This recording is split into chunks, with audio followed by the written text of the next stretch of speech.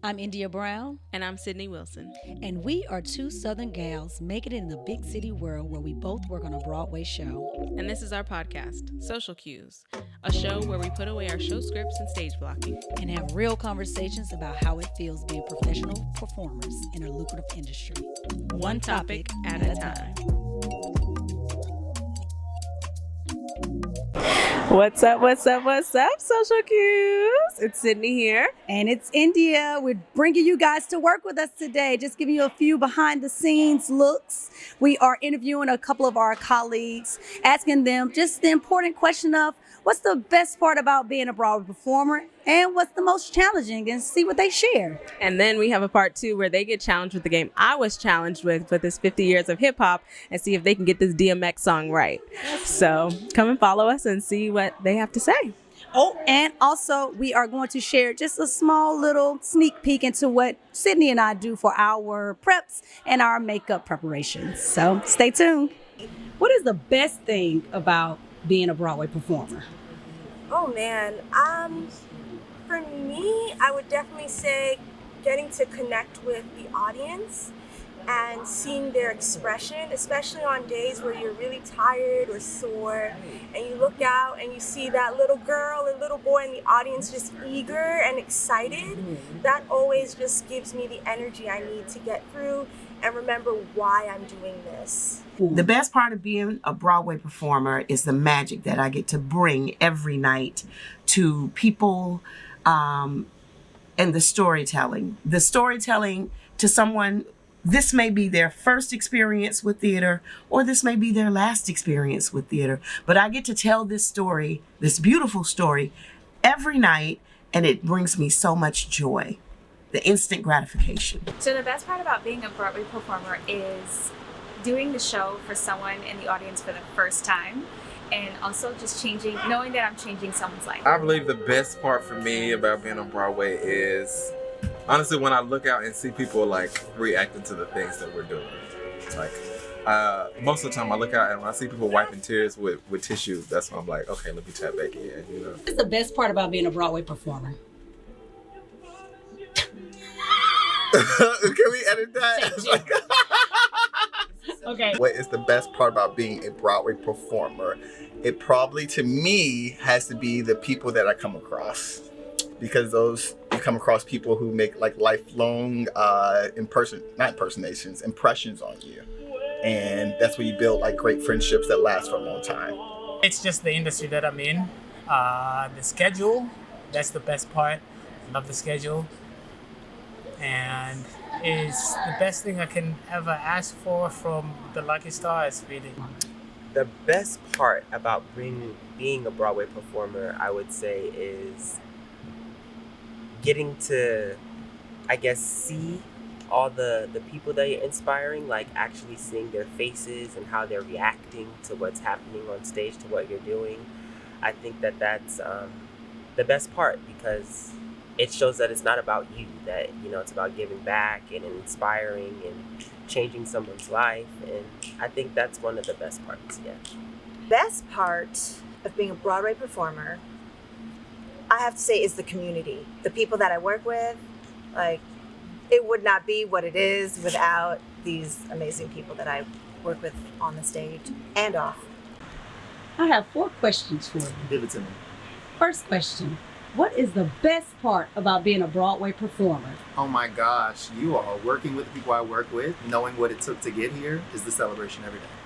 Hey everybody, it's Sydney here. So I am going to be doing a little bit of my makeup today, showing you a little bit of my eyes and my prep for my hair. So let's get into it. So thankfully right now my hair is already back in some pretty flat twists. So all I'm gonna do is hold these pieces up in place against my head and slide a wig cap on.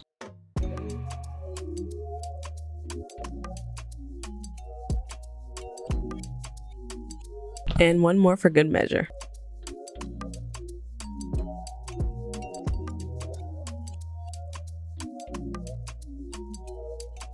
Okay, and that's all for me. And what is the most challenging part about being a Broadway performer? Okay.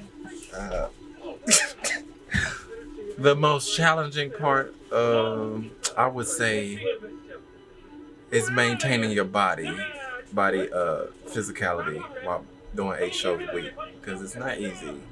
It's a great opportunity, but I think you just have to be aware of where your body is each day so that you can sustain what you're doing. Number one thing for me challenging is the schedule. It is not conducive to a family.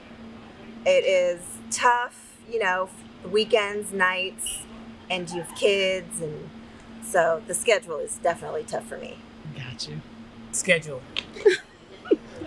I mean, sometimes you have friends who want to see you over the weekend, but you cannot see them. So it's pretty much the same thing. Schedule worst, schedule the best. The schedule, 8 shows a week, and you only get 1 day off. And especially as a dancer, that's hard on your body. My damn body and the maintenance that is required to show up every day. Ooh. I would have to say the most challenging part about being a Broadway performer is the schedule. I am a wife, I am a mother, and we get 1 day off a week. And my children literally grew up on the Broadway stage with me. And my oldest daughter is in college now, and I feel like I needed a few more Mondays. Because I'm dance captain, there's a lot of hats I have to wear, and then I also have to be on top of my own self. So definitely finding the balance between staying centered and then also still connecting with everyone in the cast. I'm still figuring that out, but it's definitely taught me a lot. The challenging part for me has been my injuries. Being in the show for a long time, I have a lot of injuries, and every day my body hurts, my arm, like I can pick a body part every day. And so the most challenging part for me is like working through the injuries. One of the most challenging parts about being a Broadway performer is showing up when you don't feel like it. I guess that's consistency and a discipline that you have to really be committed to, that people who don't do Broadway don't realize how much of a commitment we make to that. Just showing up and being selfless, knowing that it's not about you, it's about the bigger picture. And I believe that is one of the most difficult parts. Because some days we don't want to be here. That's right. Okay, guys, my turn is up. I'm going to quickly show you guys how I do my hair prep. It's pretty easy going, but just like I mentioned in a previous episode, I'm going to show you the 3 parts that I put on. So it makes my hair nice and flat, and it makes sure that my edges don't rub. So here we go. So I've got the satin wrap. That on like so, like that. Then I follow it up with satin dome cap. And then I seal the deal with the standard wig cap that just kind of seals it in. I usually put my mic right over here, and then I put the wig cap on like that. All right, so next up I'm going to show you guys how I do my makeup prep and my makeup application. All right, stay tuned. All right. So we are commemorating 50 years of hip hop. Oh. And so we want to put a little spin on Sydney and I on our podcast, like to play these like finish the lyrics games, and we're gonna do a music trivia dedicated to hip hop. Watch me fail. So the first question in DMX's song, "What These Women Want From Us," you remember there's a part in the song where he rattles off a whole lot of women's names. I would like for you to name 3 to 5 of the women that he mentioned in this song. Toya or Latoya or Latoya. Alicia. Felicia. Keisha. Oh gosh. Okay. Keisha. Tisha. Damn. There's Keisha, Renee.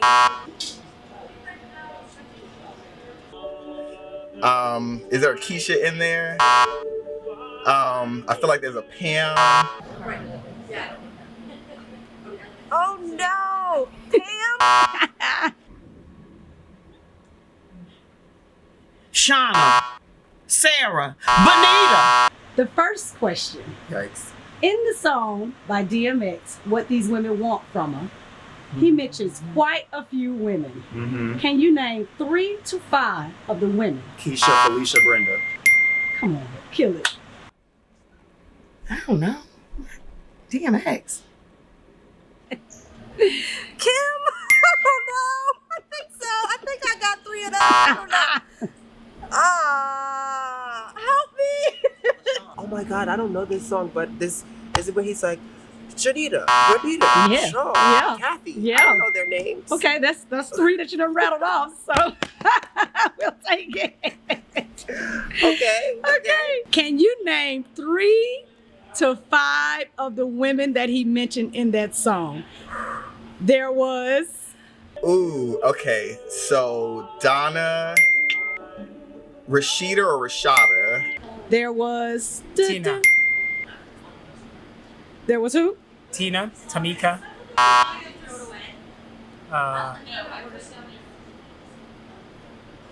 Was it an Aaliyah? I know it's a third one that's so.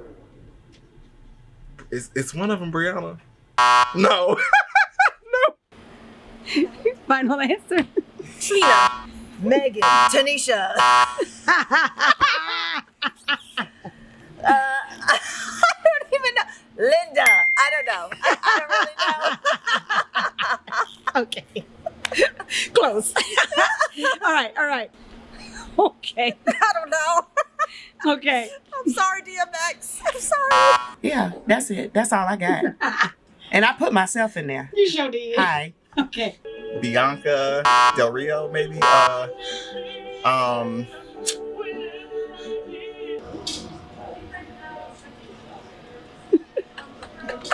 only know 2. Keisha, Renee, Kelly. And that's all I can think of. Okay. I didn't know there were 2 questions. Oh, now Maya.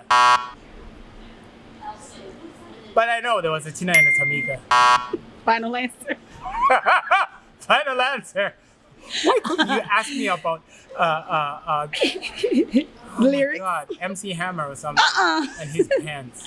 You're so cool. Yeah. I cannot think of the other one. What's one of them start with? Give me a letter. Second Not question. a Jackie. Second question. I gotta go. Okay, it's time to put on a little bit of makeup. So I start, like I mentioned before, I use some sort of barrier cream to make sure that my face isn't affected by all of the paint and the heavy makeup. So I put that on first.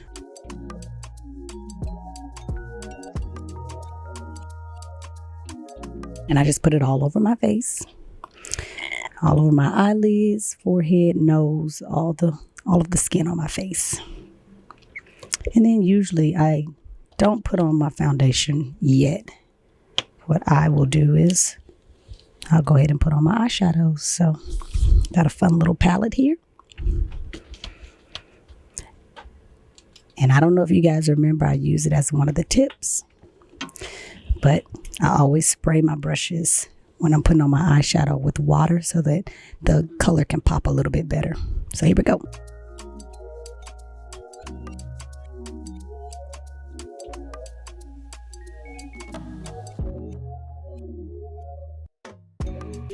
Okay, so as you can see, I have the lighter colors in the inner crease of my lid and then at the top, well, just underneath my eyebrow. And I just have like the medium color, like gold color, right on top of the eyelid in the middle. But I want to just quickly show you guys how I blend, because blending definitely makes it different.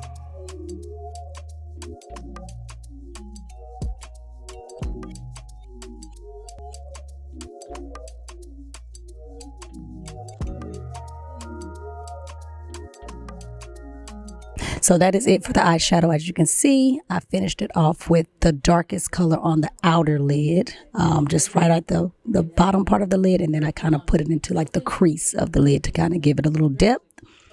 And now I'm moving on to my eyebrows. So I will face you guys so that you can see how I set it, how I draw them.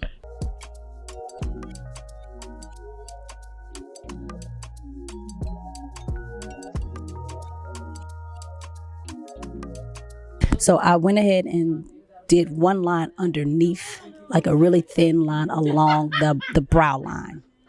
Now I'm going in with the top.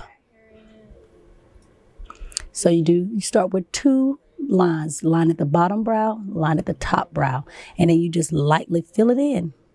Not too much because you don't want the Ronald McDonald arches situation going on. And if it becomes too heavy, you can always kind of erase it a bit by just brushing back over it. All right, let me do the other side.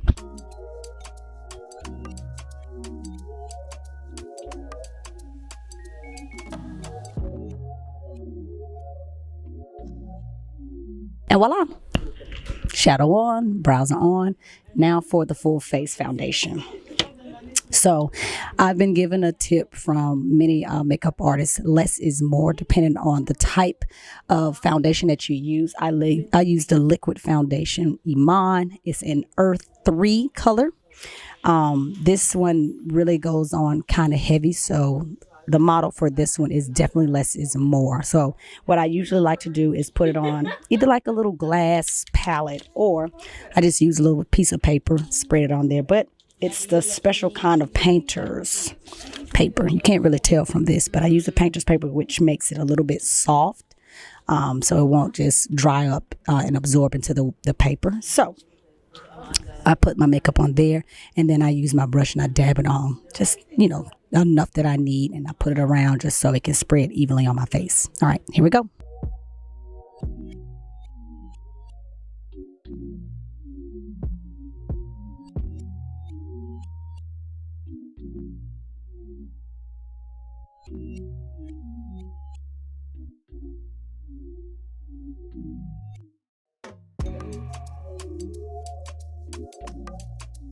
And voila, my full face is on. Moving on to the lips.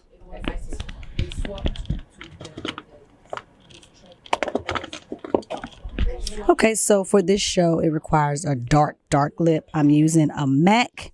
What's the pencil called? It's the Night Moth MAC. So it's like a rich burgundy that I'm going to put on here. You can see it right here. Let's see if we can get it in the frame. Maybe not. I start by, of course, drawing a line, but my natural lip line is pretty deep, so it's pretty easy for me to distinguish like how far out of the lip parameters I can go, because I already have a natural lip line. But I also want to go in and show you guys a little trick that boldens the color for my lips, and it also helps the lipstick be long lasting. So what I do my lip line, and then I fill in my lip. I color it in completely as though it's the actual lipstick, just to make it richer, it lasts longer, and it makes the color pop. Here we go.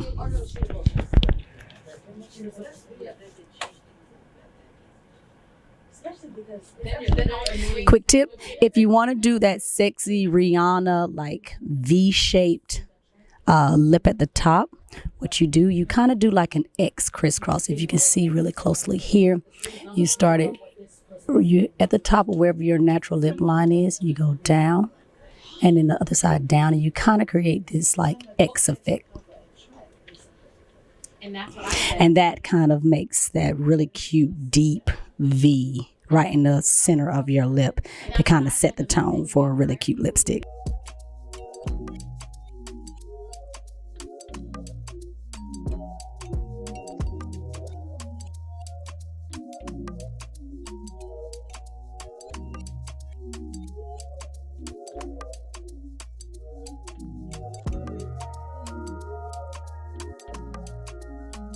Now for the lipstick, I am using a MAC Smoked Purple. So I'm going to finish up the color, just make it a little bit smoother with this one, a little bit more, give it that satin look.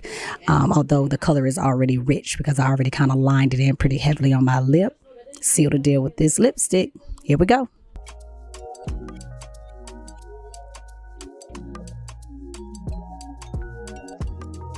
And voila. Now, just an extra tip that I'm not going to actually do here, but if you want to spread your lipstick around, you do want it to be fairly colorful and bold in color, but you don't want it to be super heavy and super thick because you don't want it to smear or rub or get on your teeth. You can always take a small little brush like this. You can rub into the lipstick and then use the brush to like wipe the lipstick on. So you can always do that too. That really helps with the smearing, and so it doesn't get all over the place on your teeth and all that whatnot. Your choice. So now the fun thing about this show and the lip color that they choose, they really like to have the lip have dimensions. So as you can see right now, what I mean by dimensions, my lip is pretty flat and dark and looks kind of not great. So we're about to add a little bit of contrast, a little bit of dimensions to it by adding a super light color right in the bottom center and then in the top center to give it that added little something. Y'all know what I mean when it's like you just have a flat lip. That's it. You look like, I don't know, a sculpture painted or something. I don't know. But we're going to add some dimension to it real quick right here.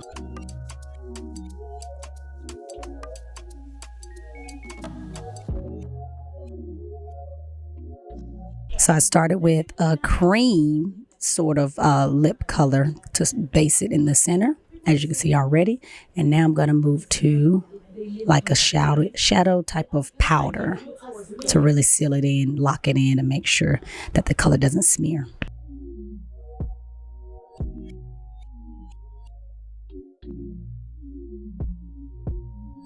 And voila, take a look at the lip. Do you see how it gives it like dimension? It doesn't look flat, just like one solid color and like you just have a flat face. This extra is like a gold shimmer, really added a lot of texture and dimension to it that really makes it look really beautiful and pop and natural. So, well, as natural as it can be with it being really, really dark. So, that's it for me, guys. We'll catch you in the next segment. Number 2, Drake has a song called In My Feelings. Okay. And it's just along the similar guidelines. He mentions a few women in this song. So-and-so, do you love me? Are you riding? Yeah. Can you name 3 of the women he mentions in this song? Yeah. Riding. Do you love All right. me? Are you riding? Cause it never Got Kiki. What was it? Kiki. Who else? Kiki, Okay. do you love me? I don't know anymore. All Kiki? He says more than Kiki? Kiki, Keisha, and KC. Bow. Ooh, I just know Keisha and TJ or JT. Then the other ones sound like they was like making names up. Kiki. TT. Kiki, do you love me? Bonita, do you love me? Lisa, do you love me? Yeah. That's all I got for you. Oh my God. It has to be Kiki and Riri. No, I mean, Oh gosh. Yeah, no, I'm sorry, but hey Kiki, you cute. You a key. I don't know. Bonita Applebum, you better put me on. Good day, I say, good day. Like Bonita or not Bonita. Oops, sorry, Bonita. Don't get me. That's a beautiful name. Everybody love Bonita. Bonita. Hey. it was Kiki definitely. The rest of it I don't know, man. Shit. I'm blanking. I should know this because I do a lot of hip hop choreography. You guys, I listen to gospel music. Okay? Praise the Lord on high. Amen. These are hard. Amazing. Well, thank you for playing and participating. Thanks for joining us today, guys. Again, I'm Sydney. And I'm India. If you want to keep up with us, make sure to follow us on YouTube and ring the notification bell so that you never miss an episode. And also stream our podcast on Apple and Spotify. That's right. And always remember, make your stage cues, but always remain social. We'll see you next time. Social Cues is hosted by India Brown and Sydney Wilson. Produced by Dale Brown and music by Isaiah Young. Find us on social media at SocialQ2023 on Instagram and SocialQs2023 on TikTok. Don't forget to subscribe to our page and follow us for notifications of new episodes. Until next time.